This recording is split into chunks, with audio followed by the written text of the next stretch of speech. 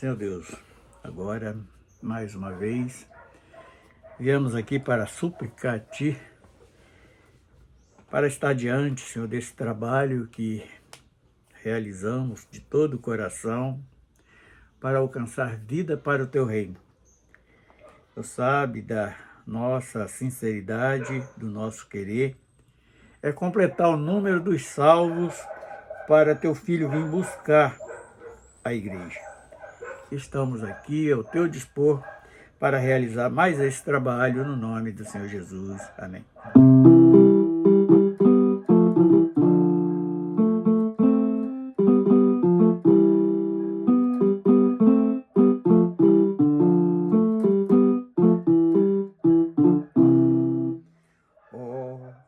Meu mestre vem me buscar para morar lá no porvir. E se você também quiser, tem lugar preparado para ti.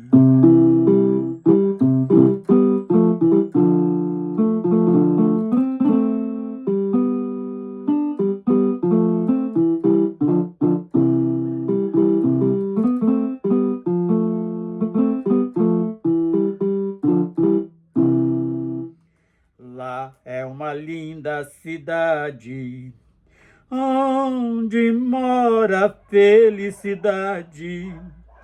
Lá não vai precisar de médico, pois não vai ter enfermidade. Lá também mora o amor, só vai haver felicidade.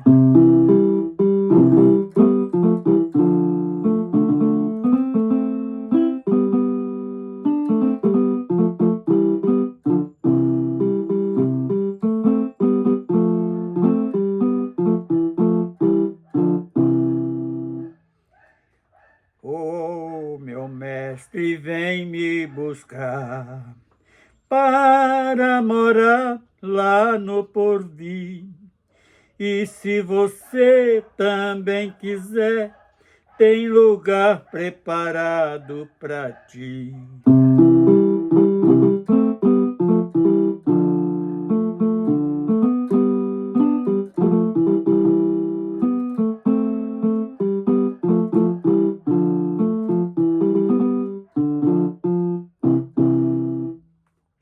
Lá não vai ter pecado, a morte não entra lá. Vamos viver eternamente, não tem motivo para rejeitar. Só se você não ama a vida, para esta benção renegar.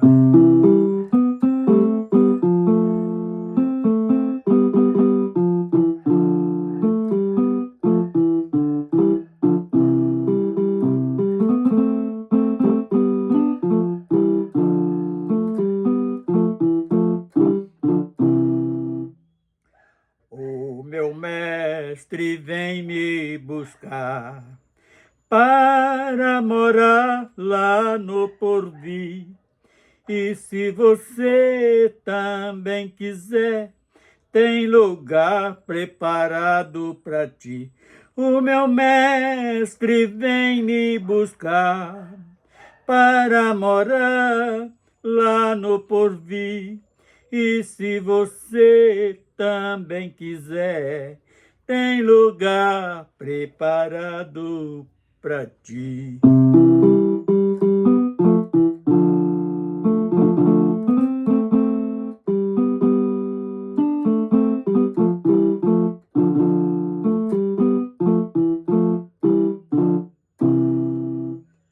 Aleluia.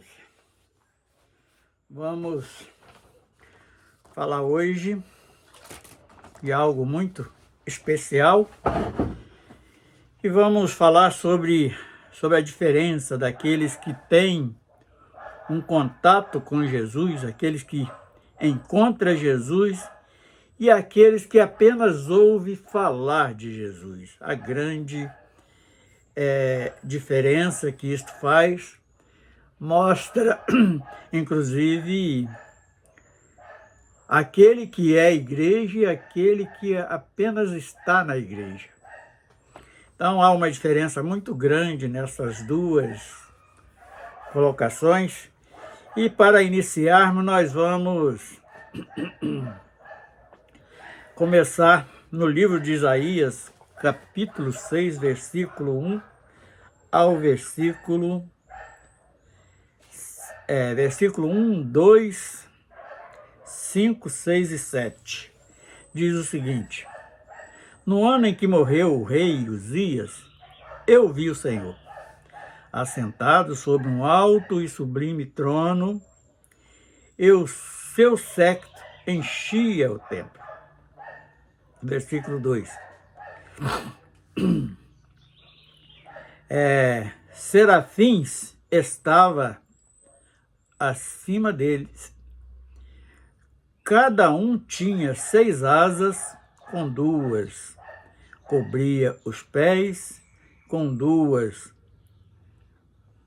o rosto, e com 2 voava. Versículo 5. Então disse eu: ai de mim, que vou perecendo, porque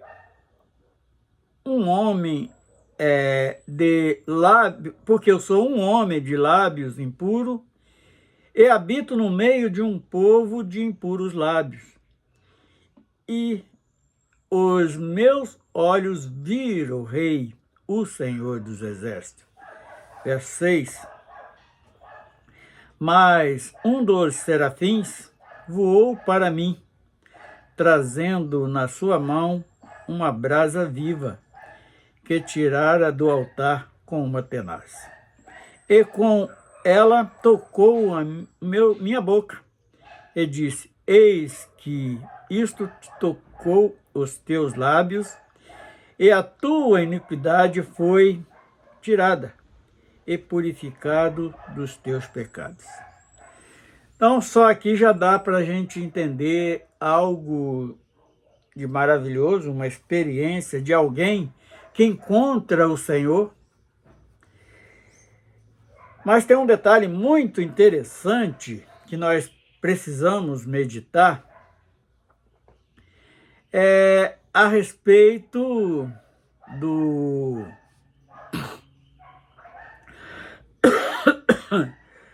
para ele ver o Senhor, ele foi preciso desprender das coisas terrenas. Porque ali eles, com certeza, era aquele que trabalhava, tinha uma posição dentro do palácio, onde reinava o rei Uzias, e esse rei morre. Então, só a partir daí que ele pôde ver o Senhor, assentado sobre um alto e sublime trono. Então foi uma visão maravilhosa que teve aquele servo, aquele irmão lá do passado. E o detalhe interessante que depois que ele vê o Senhor, que ele tem esta visão com o Senhor, que aí ele pôde confessar os seus pecados, que está exatamente, diz o seguinte: ai,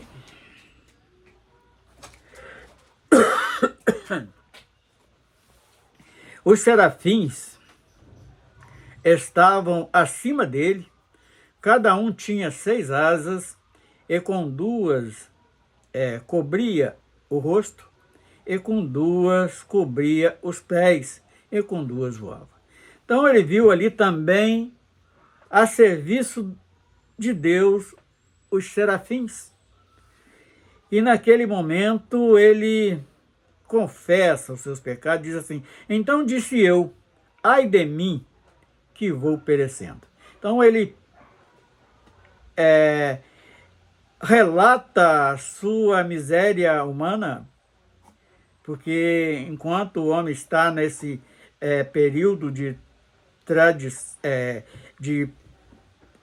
encontro com o Senhor, buscando algo mais excelente do que vive aqui nesta vida, ele reconhece o teu estado perecível que vai dizendo, vou perecendo.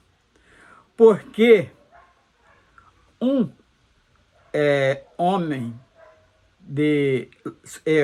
sou um homem de lábios impuros e habito no meio de um povo de impuros lábios. Ele confessa aí os seus pecados. E os meus olhos viram o Rei, o Senhor dos Exércitos. Então ele se mostra ali nesta confissão que ele não era digno de tão grande maravilha que ele estava presenciando. E na mesma hora vemos o socorro para a sua vida, para aquele que confessa com sinceridade, reconhecendo o teu estado necessitado, que é o estado do homem neste mundo. É este aqui que Isaías escreveu. Ele conseguiu colocar um espelho diante de si e olhar a tua face pecaminosa que era. E ao ele confessar, então, do versículo 6, diz assim: mas um dos serafins voou para mim, trazendo na sua mão uma brasa viva. Já esta brasa viva aqui, este fogo que sai do altar, ele já tem um outro sentido, que é de purificação. Não é aquele fogo de juízo. É um fogo para socorrer, para purificar uma joia, para estar na maior vitrine de todas as vitrines, que é o céu. E habito no meio de um povo de impuros lábios. E os meus olhos viram o Rei, o Senhor dos Exércitos. Então, aí ele vê este serafim que voa para ele e traz do altar uma brasa viva, que tira do altar com uma tenaz. Tenaz é uma ferramenta para que não queime a mão. Ele pega aquela brasa e com ela tocou a minha boca. Então nós vemos que aqui é um fogo para purificação. É um socorro de Deus para a vida do homem. E disse: eis que isto tocou os teus lábios, e tua iniquidade foi tirada. O anjo avisa para ele que a partir daquele momento ele era uma nova criatura.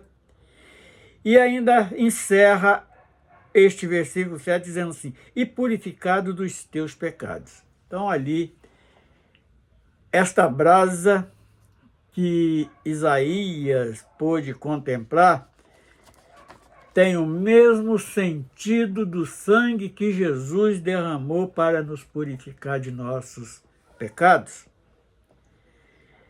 Pode ver que o contexto ele é completamente diferente daquele que João Batista, quando prega ali, fala assim: olha, eu batizo com água, o batismo do arrependimento, mas virá aquele que batiza com o Espírito Santo. E logo na frase seguinte, assim, e com fogo. Porque ele estava ali falando para um povo que só fingia estar se arrependendo. Portanto, quando Jesus encontra com esse mesmo povo, que era do farisaísmo, eles chamam ele de hipócritas, porque eles não viviam aquilo que eles falavam. Eles fingiam uma coisa, quer dizer, hipócrita nós sabemos que é artista. E nesse sentido aqui, com Isaías, foi completamente diferente. Aquele fogo, aquela brasa viva que sai do altar, que toca os lábios de Isaías, era semelhante ao sangue purificador que Jesus derramou ali no Calvário. Agora, Vamos para um outro personagem que também encontra Jesus, que é, no caso, nós temos aqui aquele apóstolo, deixa eu ver quem é.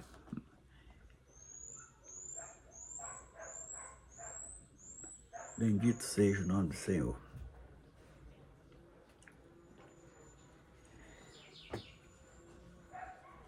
Agora, pois, Senhor,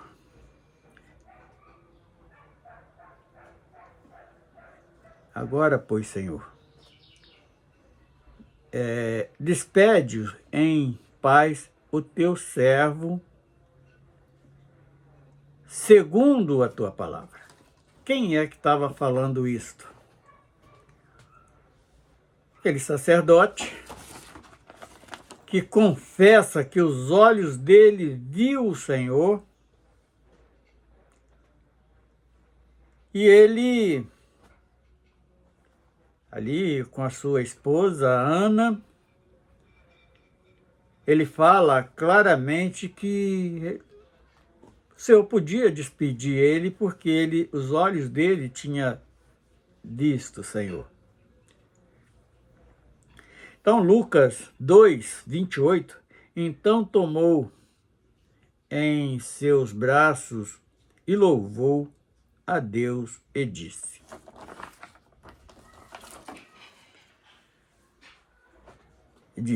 Agora, Senhor, no versículo 29 de Lucas 2, agora, Senhor, despede em paz o teu servo, segundo a tua palavra. Porque os olhos dele ele tinha tido um contato com Jesus. Algo semelhante lá, quando Isaías tem aquela visão que vê o Senhor assentado no seu trono. Ele ali confessa os teus pecados, e aqui aquele que esperava a vinda da salvação, ele confessa que estava pronto para partir deste sistema terreno, porque ele tinha encontrado a salvação. A partir dali, ele não foi o mesmo sacerdote que era. E no versículo 30 diz assim, pois os meus olhos viram a tua salvação. Ele pôde contemplar, do versículo 28 ao 29, faz esta narrativa. E agora vamos para um outro personagem que encontra também com Jesus, que foi os magos. Os magos saíram lá da sua terra porque ouviu falar da profecia que nascia a salvação, que está em Mateus 2,12. Que quando eles encontram Jesus, eles voltam para a sua terra por outro caminho. Para chegar até Jesus, antes eles passam por Herodes, e quando eles encontram com Jesus, mais uma vez o trabalho dos auxiliares, daqueles que trabalham em prol do reino eterno, que é os anjos, avisa aqueles homens que é para voltar para a sua terra por outro caminho. E quem eram esses magos? Nós sabemos claramente que os magos, pela história bíblica, é aqueles que trabalhavam como conselheiro em um reino. E muitas das vezes ali com prática de feitiçaria, para adivinhações e tantas coisas. Nós temos o exemplo disto lá na Babilônia, que quando aquela mão escreve ali na parede, ele aquele rei chama os magos, chama os adivinhos e tudo. Então a prática dos magos era neste sentido, para auxiliar dentro dos palácios. E eles, depois que encontram Jesus, passa ali uma noite com eles voltam para a sua terra por outro caminho, não volta mais por Herodes. E o terceiro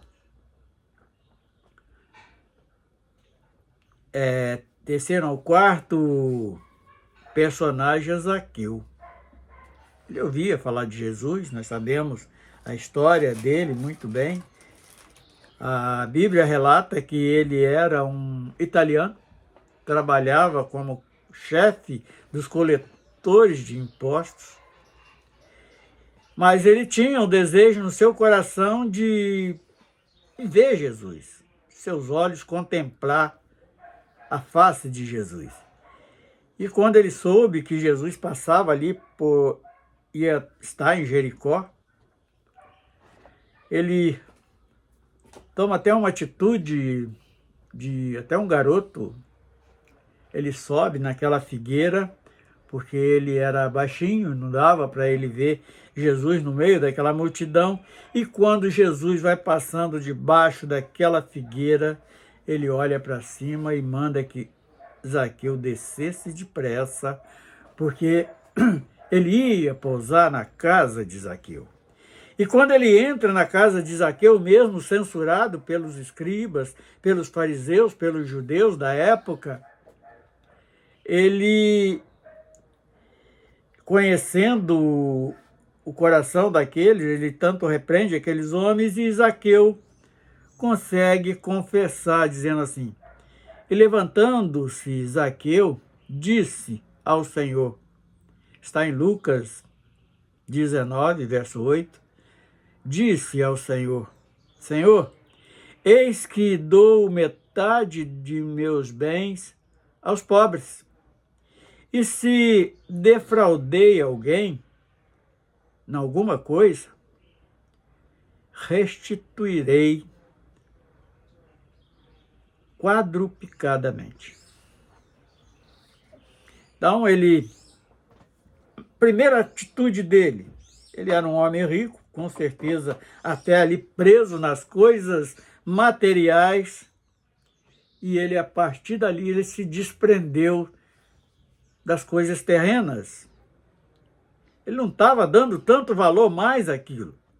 E nós precisamos, quando nos convertermos, quando nós passamos a ser igreja, corpo de Cristo, nós até temos as coisas materiais para a nossa manutenção enquanto estivermos aqui, porque para onde nós vamos, não precisaremos mais das coisas terrenas, das coisas materiais.